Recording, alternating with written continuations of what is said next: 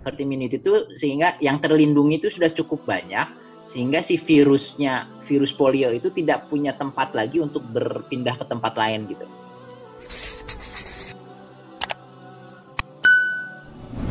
Herd immunity itu sebenarnya konsep yang diterapkan pada saat ketika kita biasanya berbicara tentang cakupan imunisasi. Jadi kalau misalnya contohnya imunisasi polio misalnya di satu daerah itu targetnya tuh tidak sampai 100% untuk melindungi daerah itu tuh kalau kita bisa mencapai sekitar 70-80% aja yang semua diimunisasi, maka itu tuh sudah tercapai yang disebut herd immunity. Herd immunity itu sehingga yang terlindungi itu sudah cukup banyak sehingga si virus polio itu tidak punya tempat lagi untuk berpindah ke tempat lain gitu. Jadi dia tidak bisa menyebar lagi karena yang sakitnya itu sudah sangat sedikit, yang udah kebalnya itu udah sampai 70% bahkan 80% sehingga si virusnya tadi itu tidak bisa lagi menularkan yang 20% yang belum diimunisasi. Nah itu tuh sebenarnya konsep yang biasa dibahas sama para ahli kesehatan khususnya ketika bahas tentang imunisasi. Contohnya kayak virus vaksinasi cacar.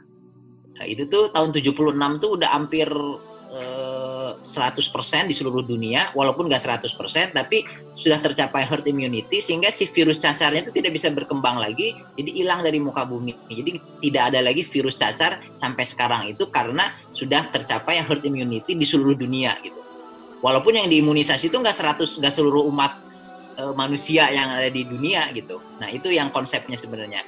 Nah cuman di herd immunity ini tuh merupakan konsep yang istilahnya jalan keluar emergensi, di mana idealnya itu tuh sebenarnya kalau di negara-negara maju tuh yang terutama dilakukan tuh social distancing, kemudian orang-orang berisiko tinggi itu dia ditempatkan harus benar-benar di rumah, kemudian diusahakan ada periode di mana istilahnya lockdown atau PSBB di mana penyebaran virusnya itu dibatasi sehingga fasilitas kesehatan itu sanggup untuk menangani kasusnya. Yang susah kan kalau jumlah kasusnya meningkat terlalu cepat, terlalu banyak, si fasilitas kesehatan tidak sanggup, sehingga bukan hanya tingkat kematiannya saja meningkat akibat COVID-nya, tapi si penyakit-penyakit lain jadi terabaikan karena tidak ada fasilitas kesehatan ataupun tenaga kesehatan yang mencukupi untuk mengelola penyakit-penyakit yang lain tadi.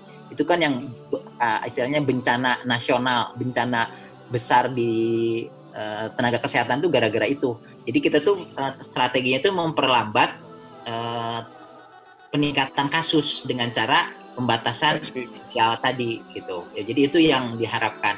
Tapi herd immunity, tapi kalau untuk melaksanakan itu tuh tentu saja si pemerintah pusat atau daerah tuh harus memberikan support. Kalau orang disuruh nggak keluar rumah, terus makannya pakai apa gitu?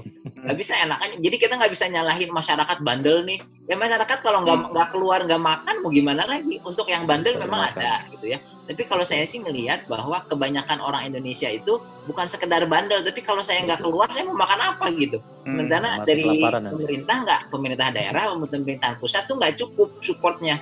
Istilahnya mereka mikirnya gini, kalau saya keluar ada kemungkinan kena corona, ada kemungkinan enggak, kalau kena bisa sakit bisa enggak, kalau sakit bisa mati bisa enggak gitu. Tapi kalau saya enggak keluar rumah besok, ya anak saya mati besok lah, udah selesai gitu. Jadi udah pasti 100% kalau saya enggak keluar rumah, anak saya mati, keluarga saya mati, mau makan apa? Tapi kalau saya keluar rumah, ada kemungkinan saya kena, ada kemungkinan juga enggak. Kalau kena bisa sakit bisa enggak, kan namanya OTG. Kalau sakit bisa sembuh nanti jadi kebal. Bisa juga meninggal. Ya kalau meninggal ya udahlah, pasrah gitu. Jadi artinya kalau tidak ada support secara ekonomi dalam waktu yang panjang, itu tuh susah dilaksanakan. Nah, pada saat si pemerintah atau pemerintah pusat maupun daerah tidak bisa support tadi, akhirnya itu tuh yang dipilih tuh herd immunity. Ya udahlah, moga-moga pada kena semua, nanti 70% kena, nanti virusnya juga udah nggak bisa nyebar lagi. Tapi itu tuh walaupun tingkat kematian si corona ini cuma 1%, kalau yang kenanya misalnya 100 juta, itu tuh sekitar 1 juta meninggal. 1 juta meninggal tuh dalam waktu yang singkat itu tuh dan tidak bisa dikuburkan, tidak bisa dimakamkan secara normal gitu ya. Itu tuh suatu tragedinya kan itu. Orang tuh banyak yang nggak takut meninggal, tapi takut saya nggak bisa ketemu sama orang tua, nggak bisa ketemu pada saat dimakamkan aja nggak bisa ada yang hadir, nggak bisa dimandikan. Itu kan bukan sekedar kematian yang biasa gitu. Jadi intinya tuh itu yang ditakutkan. Nah sementara ya jadi kombinasi, saya sih nggak bisa terlalu menyalahkan kalau orang yang keluar rumah karena memang nggak ada pilihan untuk itu ya. Cuman memang yang keluar untuk belanja baju, nah yang itu yang memang yang saya tadi Ustadz Amiri bagus sekali bahasannya. Jadi kita tuh tidak keluar rumah karena mematuhi aturan pemerintah, tapi kita mematuhi sebagai bagian dari ibadah, mematuhi perintah Rasul supaya kalau sakit jangan keluar rumah, kalau kita masuk ke satu daerah yang sakit kita menghindar dan sebagainya. Jadi tidak relevan mau ada peraturan atau enggak, yang penting kita itu menjaga supaya kita jangan sampai kena. Tapi kalau herd immunity, kalau pertanyaannya tadi, ya otomatis pasti orang-orang yang risiko tinggi itu akan pertama dia tuh lebih yang punya diabetes, usianya di atas 55 tahun gitu ya, atau punya penyakit-penyakit yang berat kayak kanker, gula, darah tinggi dan sebagainya, jantung dan sebagainya, itu kan daya tahan tubuhnya otomatis nggak bagus. Pertama dia lebih gampang kena dibandingkan orang yang sehat. Kalau udah kena tuh dia lebih gampang terjadi komplikasi, terjadi perburukan, bisa gampang masuk ICU, bisa sampai meninggal dibandingkan orang-orang yang sehat. Kalau kena pun dia paling ringan sampai sedang, kemudian dalam waktu tertentu dia sembuh, bahkan setelah sembuhnya bisa kebal gitu.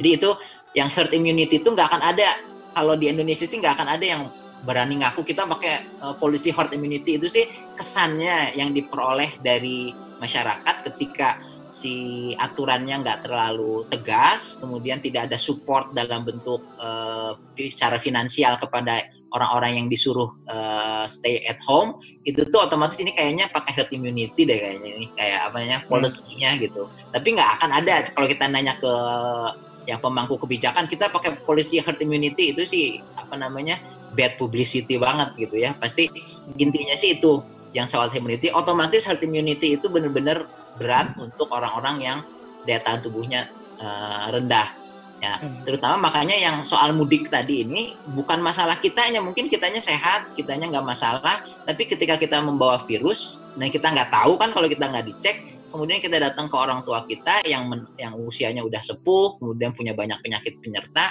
itu tuh kitanya sehat, menularkan, kitanya pulang ke kampung halaman, di sana orang tuanya sakit, begitu sakit kemungkinan sakit berat lebih besar, kemungkinan komplikasi lebih besar, dan ketika terjadi apa-apa kita nggak bisa ikut memakamkan, kita nggak bisa ikut memandikan, kadang-kadang menguburkan aja harus susah. Itu harus dipertimbangkan gitu, nggak cuma sekedar kalau meninggal ya udah waktunya meninggal lah gitu istilahnya. Tapi ini meninggalnya tuh bukan meninggal yang menyenangkan gitu ya, artinya sedih, menyedihkan sekali gitu. Itu kan banyak kisah-kisah orang yang orang tuanya meninggal, dia nggak bisa megang, nggak bisa, bahkan pada saat sakitnya aja menjenguk aja nggak bisa. Dan itu terjadi kalau misalnya anak kecil kan kasihan. Ada beberapa pasien di rumah sakit saya itu anak kecil umur 7 tahun nggak boleh ditengok, nggak boleh ada orang tuanya, ya pasti nangis selama berhari-hari di situ di ruang isolasi ya. Jadi intinya tuh yang seperti ini tuh harus banyak yang belum tahu gitu, dan kita sebagai mungkin yang ngerti ya edukasinya tuh nggak cuma sekedar menyalahkan ini masyarakat ini bandel, masyarakat ini gini ya, harus dijelaskan juga karena banyak masyarakat yang sebenarnya nggak tahu apa sih konsekuensinya kalau saya kena gitu. Kurang lebih sih gitu mungkin.